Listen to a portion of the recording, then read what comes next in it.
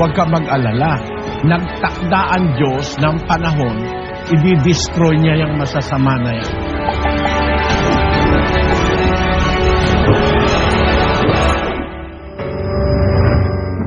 Bakit pa merong suffering? Ba't merong pang evil? Ba't pinapayagan ng Diyos? Kasi kung lahat ng gagawa ng masama, pati tao, papatayin agad ng Diyos, wala namang maliligtas na kahit isa. Bawa, ikaw, gumawa ka ng kasamaan sa buhay mo, malaking kasamaan ang ginawa mo. Biro mo, sabihin mo, wala kang panahon sa Diyos. Pero sa pera, may panahon ka. 3 trabaho, hinaharap mo ang Diyos, wala kang kapana-panahon. Lahat ng kailangan natin binigay sa atin. Wala tayong kahit anong oras na ibinibigay sa Kanya. Puro sa trabaho, puro sa asawa, puro sa anak, puro sa kayamanan. Yung lumikha sa atin, wala tayong kahit kapirasong oras.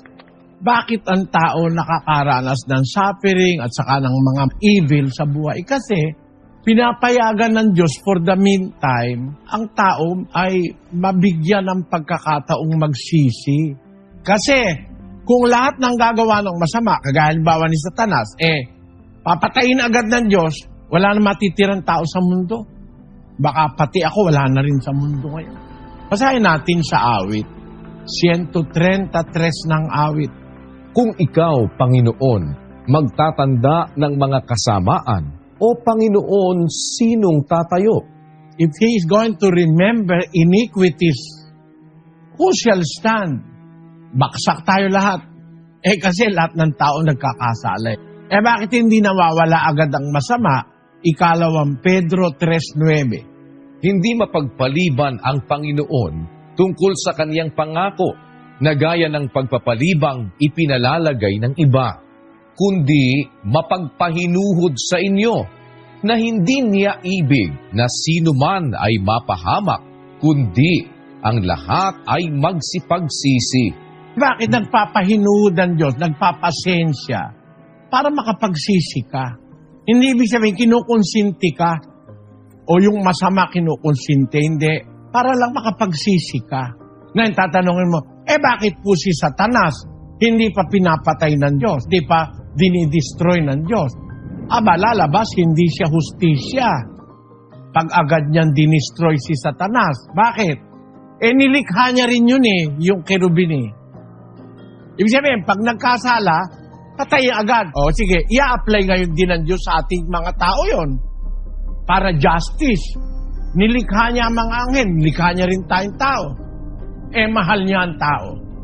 Kaya dahil sa atin, hindi niya agad maparusahan yung demonyo.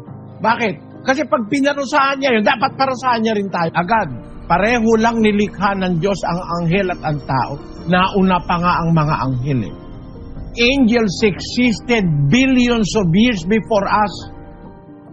Nung likhain ng Diyos ang mundo, ang mga anghel nag-aawitan na sila. Nasa Hobyan 38:4 hanggang 8. Nang likhain ng Diyos ang mundo, ayon sa siyensya, bilyon taon na ang mundo. So, bilyon taon nang nag-i-exist ang mga anghel. Tayo namang mga tao, wala pa tayong 10,000 taon mula kay Adan pagkahalimbawa, pag nagkasala, papatayin agad ang anghel, i-apply niya rin yun dapat sa tao kasi mas nauna niyang lilikha ang mga anghel Dapat fair siya sa anghel at sa tao kasi fair ang Diyos Pagka yung masasamang mga anghel, mga espiritu, agad ng Diyos di-destroy. Dapat pag nagkasala ang tao, destroy ka rin. Mahal niya ang tao, hindi niya agad tayo i-destroy. Kaya nga bibigyan niya tayo ng panahong magsisi. Kaya hindi niya rin agad i-destroy yung masasamang espiritu. Pero huwag ka mag-alala. Nagtakda ang Diyos ng panahon, i-destroy niya yung masasama na yan. At pati yung mga taong masasama na ayaw na talagang magbago, isasama niya na 25:41 ng Mateo. Kung magkagayoy, sasabihin naman niya sa mga nasa kaliwa, magsilayo kayo sa akin, kayong mga sinumpa at pasaapoy na walang hanggan na inihanda sa Diablo at sa kanyang mga anghel. Pagdating ng last judgment, sasabihin ng Diyos doon sa mga masasamang tao, sa mga kambing na nilagay niya sa kaliwa. Lumayo kayo sa akin, mga sinumpa, pasaapoy kayong walang hanggan na inihanda sa dyablo at sa kanyang mga anghel. Ang pinagshandaan nun, yung mga anghel ng dyablo sa kanyang dyablo. Pero pagka susunod ka sa katarantaduhan nila, pati ikaw dadalhin doon.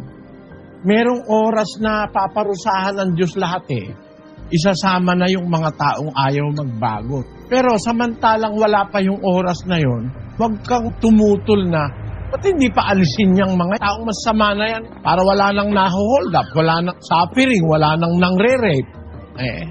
Hindi naman tayo marunong pa sa Diyos. Huwag ka lang mainip, dadating din yun. Paparusahan ng Diyos yung masasamang tao.